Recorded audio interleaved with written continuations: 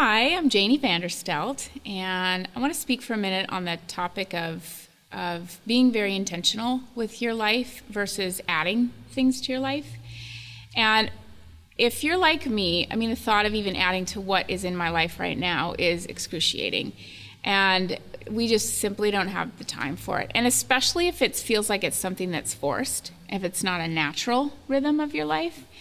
And I have come out of I've been a Christian my whole life, involved in different churches, and Jeff and I have been married for 22 years, so we've been part of a Christian Reformed church, we've been part of a community church, and then now being in Soma, it's a completely different experience than we ever had before. One of the things that it has really done for me is it's totally freed me up to find out what I enjoy, the people I enjoy, and bring Jesus into those situations. I think one of the weaknesses of not being intentional on mission where you're at or in your life or with the people that God's given you is we tend to live this dualistic life. We tend to kind of have our Christian homies, our Christian peeps, we go to them and we're like, I can't really let down my guard with anybody but them because they understand me, we're unified, all that kind of stuff. And that's fine and good. There's a place for that in your life. But we tend to rely on that as our main focus. And it can quickly become just really, really exclusive. Which if you can imagine walking into a community like that, you would just totally feel weird and out of place. No matter how much they tried to serve you and care for you, if you're not letting yourself be part of their life and you're not opening yourself up to them, there's always going to be that wall. So we live that life with our church people. We go to our church midweek gatherings and our Sunday gatherings and our potlucks and things like that. And then the rest of our life is kind of this extra thing. Well, the cool thing about being intentional and on mission with the people that God's put in your relational world is it forces you to be honest about who you are. It forces you to break down those walls that would separate you from another human that's just like you, that has hopes and dreams and loves their children. And you may not believe the same thing, but they're still made in the image of God, intended by God to mirror Jesus to the world. They're just not there yet. This is your job. You're there to try to you pray for them. You depend on the Spirit, and you build that bridge to Jesus. So the dualistic life, here's what happens is you put on a face for the rest of the world. It's kind of like you make these categories. You put on a face for the rest of the world. Well, you can really let down your guard in the Christian community. But yet what they need to see who you truly are. They need to see your junk as well as your joy. They need to see where you go to when you're full of despair. They need to see that when you're depressed, you go to Jesus. Or sometimes you don't feel like you can go to Jesus, and that's honest too. So they see your struggles. That's letting people into your world. Being part of their world is key. It also leads you to some people in the church world live a dualistic life where they put this hat on Sunday and then they live a completely carnal life with their unbelieving friends, and they don't let these two worlds cross. When you're in missional life, all of your friends are interacting kind of with each other and crossing paths. And so there's an accountability with this that is really awesome, I've found. It's freeing because as you relate to people and start to love them and care for them, and as you let them love and care for you if needed, these walls are broken down, and Jesus is going to spill out of you at a certain point. You just won't be able to help it.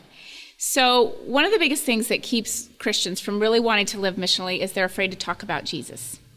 And this is a big problem. And I could sit here and just shame everybody, and that's not going to be effective, because I know that that's been a struggle of mine too, and that I can relate to. How do you open those doors? And your goal when you're in a relationship with people isn't to get to a conversation. It's to love them. And while you're loving them, conversations are going to happen down the road. Some of the most significant conversations about Jesus, about spiritual things I've had with people were completely unbeknownst to me. They'll come back to me and say, when you said this, I'm like, well, that wasn't even, I didn't even try to say it. I don't even remember saying that. But that impacted them. You know why? Because it's not my work, it's the Spirit of Christ to use my relating to them and loving them and caring for them as a vehicle for God to speak to them. He knows what they need. He knows their heart. He knows the needs on their heart. You can't possibly meet the needs of all of the people that cross your path in any given day, all of the time. I went to the Lord with this a while ago because I was experiencing this guilt of the needs are constant. If you give them an inch, they'll take a mile kind of a thing. Like if I minister this person, Lord, then there's going to be this is like a 6-month process with this person because it requires for me to find them a place to live or do this or that or the other thing. One of the things that I've learned is that God will rearrange your schedule as you're dependent on him. He will bring people into your life. He will remove people from your life. He will order your day. He will change your plans. This may seem scary to some of you, and it was really scary the thought of that happening to me at the beginning, but this life of faith, this life on mission, God has surprised me by ordering my days in ways that I could never have anticipated or manipulated. And I found at the end of each day that he's built in me a deeper trust for him through all this. Being in relationships deep relationships with the people that you're living life with, including your missional community and the people that you're going to school with or going to work with, though it's incredibly freeing. I found it to be incredibly freeing. It's given me a safe place to really be who I am, so that when I do talk to people, I think my friends, Christians, non-Christians, would agree that I love Jesus. There's no question about that. I talk about Jesus. I don't demand that everybody believes what I believe, but I talk openly about who he is, what I believe, how narrow-minded I am to believe this. I talk about these things with these people, and they have questions and comments and concerns, and how we deal with those is huge. It's like, okay, I totally understand. I totally get why you would question that.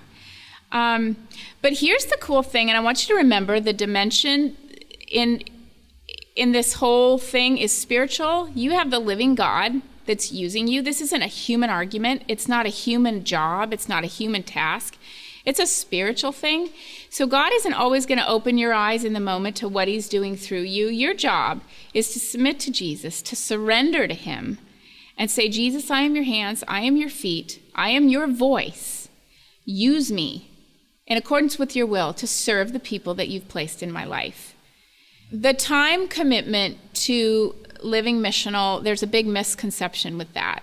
And like I said earlier, it's not adding on to what you're normally doing, but it's being very intentional and understanding with whatever God has given you, you can respond with the Holy Spirit's power and leading and help to the people that he's given you. It's people. It's not tasks. It's not things to do. It's not even serving. It's not even about serving. It's about the people you're serving.